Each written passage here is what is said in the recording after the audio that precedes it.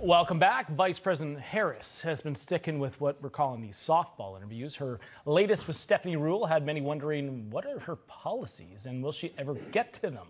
Once again, Canadian Prime Minister Justin Trudeau taking a page out of the Harris playbook, sitting down for a friendly interview with Stephen Colbert amid growing dissatisfaction with his party in Canada.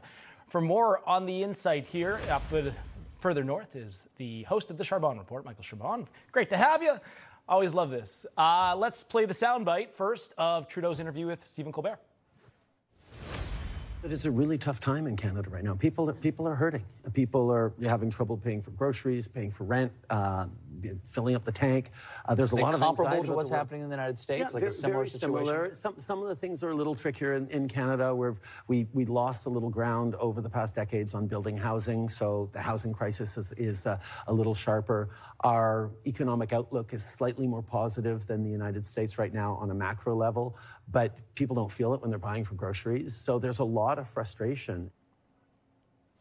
Michael, am I listening to VP Harris there? It's very similar. What's your take on this? John, Trudeau's down by 20 points against Pierre Poilievre.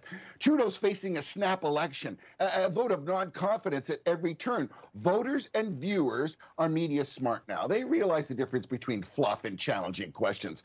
And I mean, on Colbert with Trudeau, he heard fluff answers to softball questions. And Trudeau basically repeated the same answers, very much like what Kamala did on Oprah and with Stephanie Ruhle. Kamala and Trudeau had rehearsed answers that we've already heard. No policy, no news, so who cares? Trudeau on Colbert, you ready for this? He had 400,000 viewers, John. Kamala on Stephanie Ruhle had 3 million, with Oprah only making 1.4 million people really cared. Compare that to Trump. He did 5 million on Gutfeld, 150 million on X, and Trump's doing 50-plus interviews.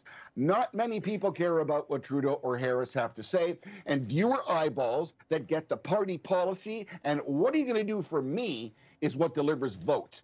In 2021, Canadians voted to the point of 62.5% and Americans at 66%. And consider, final point here, consider Gen Z, which is like the new voting bloc. They were born between 97 and 2012, so they're between 12 years old and 27.